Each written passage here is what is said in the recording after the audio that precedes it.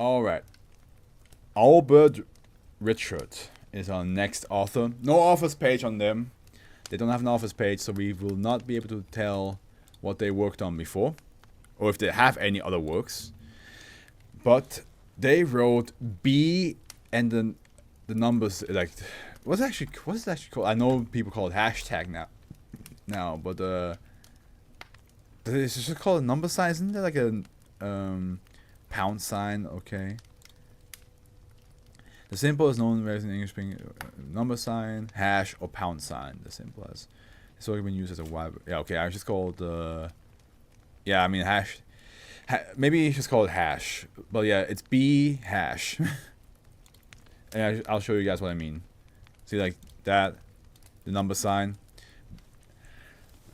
Actually, I probably just call it B number sign. Yeah.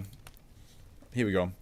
Object class Euclid safe. Special containment procedures SCP-2502 is to be secured by an 8-point halo brace style clamping system consisting of a series of spring-loaded stainless steel rods measuring 2 cm in diameter, each ending in a retention pad of synthetic rubber positioned equidistantly above and below the object in contact with its obverse and reverse surfaces.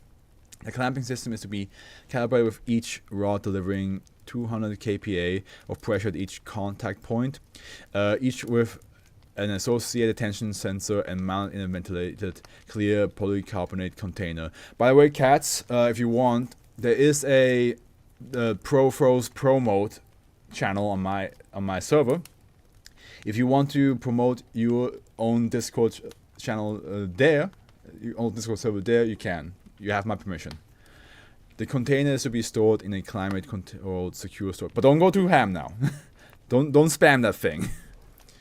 The container is to be stored in a climate-controlled secure storage locker at Site 15, calibrated to 100 kPa pressure, 285 K temperature, and a 40% humidity in addition to the typical electromagnetic safety measures in place at the site. It's called the Pro-Fros Pro Mode. It's like it should be at the bottom of the Afros review, like right below like the SCP discussion word count, like 2 below that. It says Pro-Fros Pro Mode. You can send your Discord server link there. Once per month, the containment assembly must be inspected for signs of loss of tensions in the clamping system and degradation of the retention pads, as well as the condition of the polycarbonate container. The aforementioned environmental factors are ideal for both long-term preservation of the object and the integrity of the various components of the clamping mechanism. As such, any deviation of 5% or more in any measurement of any discernible degradation of the retention pads or container walls requires immediate repair and/or replacement of the component in question. Description: SCP-2502 is a generic consumer-grade rewritable compact disc CD-RW. There are no markings on the obverse surface of the disc, which is typical of a CD-RW of this manufacturer. The disc appears to be industry standard at 1.2 mm thickness, 12 cm diameter, and 15 gram mass. When inserted into any device capable of accessing a CD-RW, it appears to be filled to seemingly endless capacity with random binary data. Playback is in a suitable audio device reveals audio content, specifically a studio recording the session by musician David Howell Evans, also known as The Edge, lead guitarist for the rock band U2. No cognitive hazards have been detected in the recording. However, the recording itself is 3 hours, 8 minutes, and 30 seconds in length. This is far in excess of the 1 hour, 20 minutes typical of media of this type. Or 3.1415 hours, notable as this figure is equal to pi carried to 4 decimal places. And that's why, because it does say limitless binary data, and pi is technically a number that can go on forever. So that makes sense. It is far in excess of the 1 hour, 20 minutes typical of media of this type. Also, no record of any such recording session has been identified. The source of the audio remains unknown. The anomalous property of SCP-2502 becomes apparent and is seemingly constrained at its circumference. When viewed at the circumference, the disk appears to vanish. When the edge comes in contact with any form of matter, it passes through said matter with no measurable friction, cleaving a path 1.2 millimeter thick by 12 centimeters in width. Almost like it's almost like creating a disc, inserting a slit. No matter what it is, right? You can just into the wall, basically. The mechanism of this action is exclusive to the extreme outer rim of the disk. Further, the entirety of the disk appears impervious to abrasion and heat, as demonstrated by Incident 1 and experimentally verified under controlled conditions. Addendum. Testing of the cleaving capabilities of the disk in combination with binary analysis of the recorded data has revealed that while the region containing the aforementioned music is static, other regions of data on the disk alter immediately following the cleaving process. The disk apparently does not destroy matter, but rather converts it into binary information and stores it. It is presently hypothesized that the disk was created as an attempt at a transfinite digital storage medium.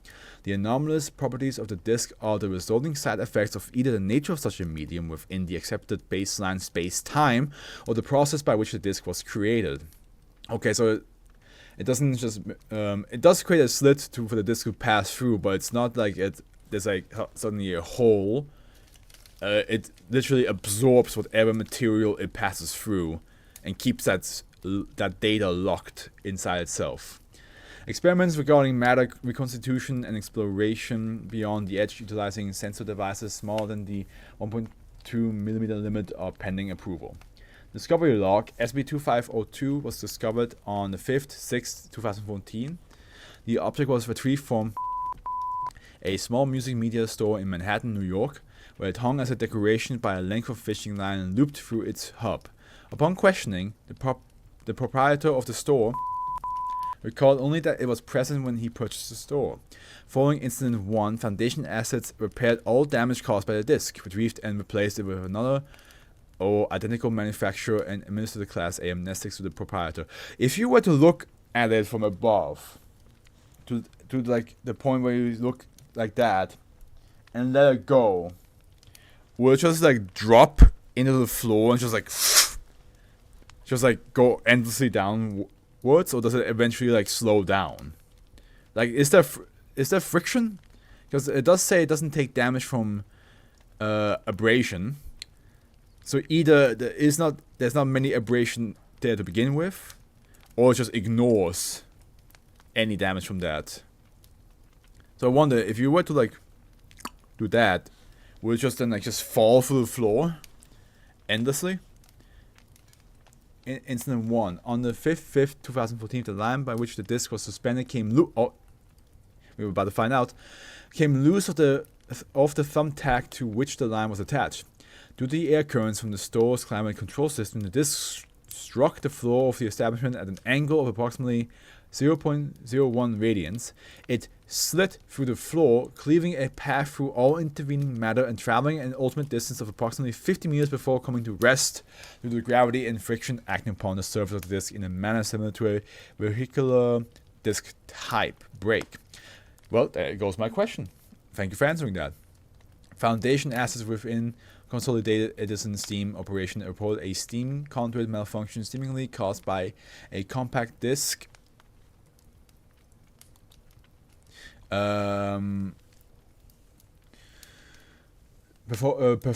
perforating the conduit. Class A amnestics were administered by the Consolidation Edison employees who made the original discovery.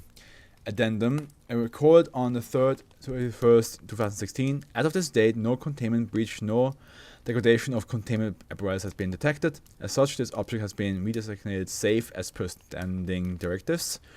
Existing containment protocols are to be maintained. Submitted proposal. Oops, Silver is hungry. Proposal. Submitted proposal for alternate containment methodology, hereby referred to as the maze configuration. Have been denied by O5 review, while the maze configuration would allow the object to be utilized as a tool and or weapon in the event of side-wire emergency. Compromising the successful containment of this object is deemed not warranted at this time. The aforementioned O5 review approves the following emergency measures. The maze configuration and relevant equipment are to be maintained inside as a standby option. Personnel with clearance level 3/2502 or higher may enact the maze configuration protocol. Any personnel found activating this protocol outside of a site containment breach or higher emergency scenario will be subject to immediate sanction. Addendum. Recorded on the 6/28/2016, routine assay of safe class object at Site 15 revealed a change in the audio playback of this object. Immediately following the previously documented audio track designated A second audio track was discovered designated B. No cognitive hazards have been detected in either recording. -B was not present in any previous analysis of the object. -B is accessible via any device capable of playing an audio CD and can be played directly by skipping to the second track or by playing through the completion of -A, as would be the typical behavior of an audio CD. -B has a run length of 3 hours, 8 minutes, and 30 seconds. This length is identical to -A, as specific in this object's initial description. Analysis of -B confirms that it is a studio recording session by musician Saul Hudson, also known as Slash, a virtuoso guitarist. As is the case with the -A, no record of the studio session can be found. The means by which -B was introduced into the object while in containment at Site 15 is currently unknown. Comparative analysis of the structure of the object, the aforementioned tracks, and complete review of containment procedures are underway. Addendum. Recorded on the 3/14/2017, all requests to interview David Howell Evans and or Saul Hudson pertaining to this object are preemptively denied by OFA. Yeah, I mean, come on, guys. We had a couple SCPs where a famous person was somehow like part of it, and they have no recollection or actually not part of it to begin with. It's just that the SCP itself uses their image. But I always like when I like think of a question and the SCP does answer the question, because then you know that the author knew people will ask this. Like me asking, like, oh, if I were to drop the CD from like this and it would come down, will then, just keep on going downwards, and it goes down for quite some time, but it does explain it doesn't go forever. There is still like gravity and friction is still a thing, so it's not like it can just like burrow through the whole entire Earth until it pops out on the other side of the planet, which is would have been crazy. But yeah, so that just shows you. It's a shame that this was written by Albert Richards. So shame that there's not gonna be more apparently of this person, because that was I personally think an interesting one. I think that's a very interesting one for them to write. I wonder if we're gonna find like one or two more of theirs, or if this was the only one they ever wrote. So we'll see. We'll see.